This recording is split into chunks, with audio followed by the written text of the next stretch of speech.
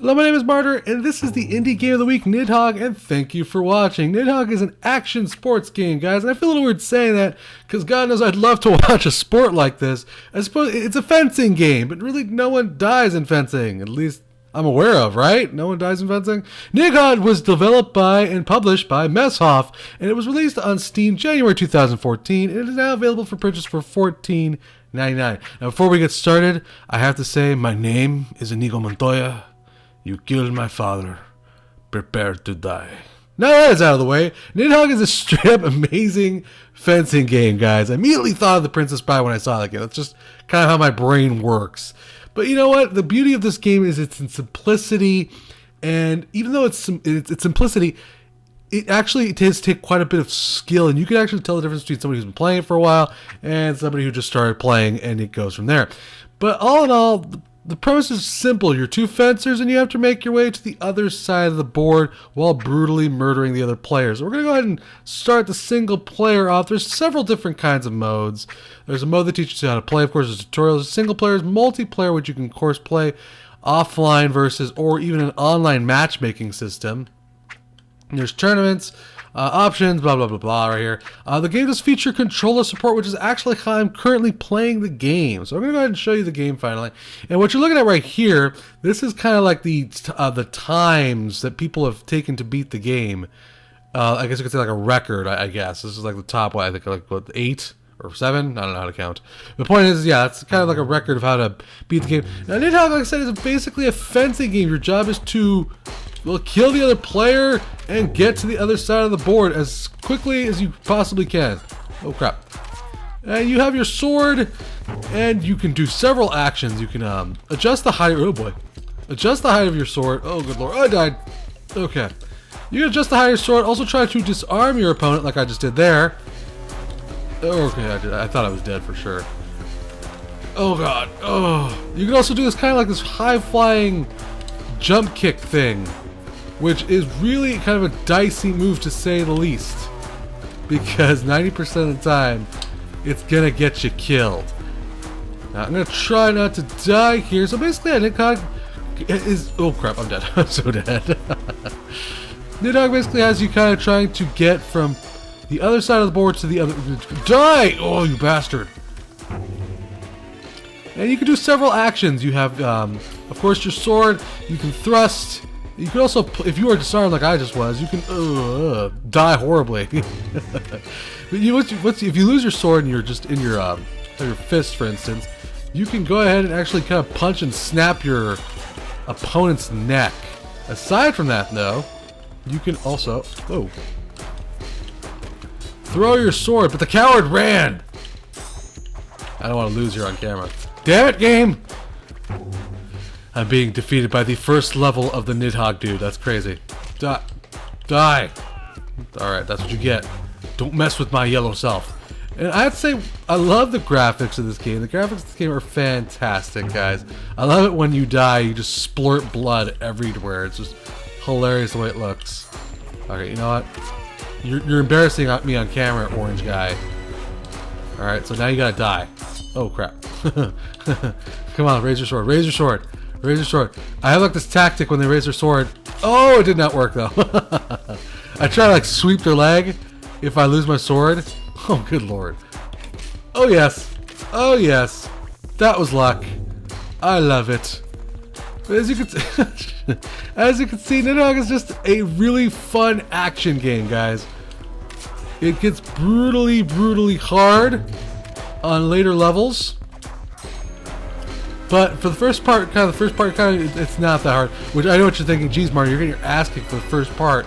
But you know, that's because I'm kind of talking and not necessarily concentrating on much. But the game basically is like other games of this nature. Samurai Gun being one of the games I kind of think of when I think of this one. Mind you, there are two very different kinds of games. Obviously, this one has just, you know, for instance, just 2 players. Die! All right, I got him. Oh god. And this is just the funness of this game, the bouncing backwards and forwards, the killing him, you kill him, the trade-off, as it were, and it gets really, really addicting. I dropped my sword. Die, die, die. Okay, I'm gonna die. Oh, I got him. Oh yes. No. Oh no. Oh no. Okay. Okay, game. I want to show them the winning screen, please.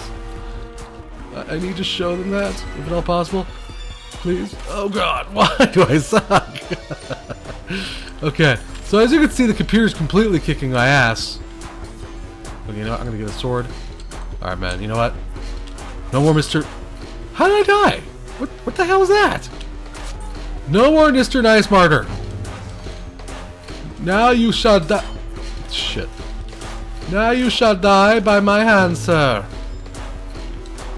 Alright, so yeah, like I said, the game has controller support, which is very cool. There's only like maybe like, I don't know, 2 buttons you really need to know about, which is jump and stab, basically. Otherwise, controllers are very smooth. Oh, that sucks. Very smooth, very responsive. Oh, what the hell was that? Oh, you bastard orange. I will kill you. Oh. Alright, there we go. Now, long as I can get past him, which I did right there. Fantastic. Okay. Come on, head forward. Come on. Yeah, alright. Now, you don't necessarily have to face your enemy like I just did. You can just, like, run right past them. And yes, every time you win, you get eaten by a giant worm. I have no idea why. As you can see, I got 20 kills, 0 suicides. He killed me 23 times. He kind of kicked my ass on that board for sure. I am definitely not going to be reaching the top of the charts as far as beating the top time on this board. But as you can see, there's different kinds of boards. Also, there's 4 different kinds of boards total. This one's more of a kind of an annoying cloud level. And the reason I hate this level in particular, I don't really hate it. It's a very cool board. And actually, it has its kind of its own dangers. The clouds will start to fall out from underneath you. Don't you dare! Don't you? Oh, you son of a bitch! Okay. The clouds will actually start to fall out from underneath you. What I don't like about this board is the fact that it's just really hard to see sometimes, depending on the color shade. But I think that's also on purpose. So, all right. But we're doing pretty good so far, actually, here on the second board. Oh, I'll just keep running. Huzzah! I have no sword, so I'm gonna die. That was inevitable right there. Oh, I got him. Totally got him. Totally got him. What are you gonna do to me, man? You got nothing. You got nothing. I win. And I'm gonna get eaten by a giant worm. But yeah, there's four boards total, guys. All of them very different, as you will see through the course of this video. Oh, good. And to be honest with you, where Nidhogg really shines, guys, is its multiplayer. Nidhogg is a great, amazing, fantastic local game. It does have the single player feature, but to be honest with you, I've beaten this this single player mode. At most, if you don't suck like me, that is, it'll take you maybe about an hour and a half to less. And after that, you basically are done with the single player mode, and there is not much else to say the least. But where the game does shine is its multiplayer. The multiplayer is hysterically fun, and it is addicting as hell. Oh, I dodged. I don't know how I dodged that. That was a miracle dodge, I had to say. I always try to kick the worm in the face before he eats me. But yeah, let me show you some of the features of the multiplayer mode here really quick. Multiplayer mode basically has, of course, offline versus, and this is where you're going to be facing another player, and you could choose your arena of the wilds, the mines, or the clouds. I don't think I got the chance to show you the, did I show you the mines? No, yeah, you've seen the mines. That's what the first part we were in. I just got killed by a non-active player. How impressive is that? There's also several other kind of features. There's variants. Variants basically allow you to kind of change the way the game plays itself. You can turn off the dive kicks, you can turn off the throws, you could say no swords and you just have to beat the living crap out of each other.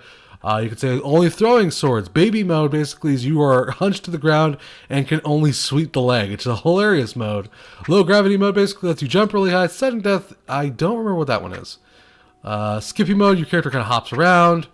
Turbo mode, you're super fast. Slow mode, I don't really need to explain that. I don't know what Spine Swords does. I've been trying to play with that one, but I couldn't figure out what that one was. Boomerang swords, you actually throw your swords, and if the opponent dodges, your sword flies back at you and can actually kill you, which is kind of hilarious. Trails basically kind of lets like this glowing thing behind your character as a time limit. And that's just for multiplayer. There's also a tournament mode, basically. You can kind of have as many players as you guys want. And this right here is where the game shines, is primarily with its tournament and its multiplayer. So it's a great local game, but it's a fantastic, amazing multiplayer game. And I'm gonna see if I can get into a quick online versus. I'm just gonna hit matchmaking. I don't know if it's gonna happen, to be honest with you. It says 0 players online. I don't know why it says that, but so chances are we're not gonna be able to find a match. I would love to show you that, but either way, it's okay. I wanted to show you mostly just the game itself, anyways. But yeah, guys, Nidhogg is a fantastic game. Period. If you like local high action games or enjoy punishing your enemies in an online multiplayer, it's fun, it's frantic. Nidhogg shines brightly when it comes to multiplayer. Its strength lies in it, and it is most fun while playing it with others.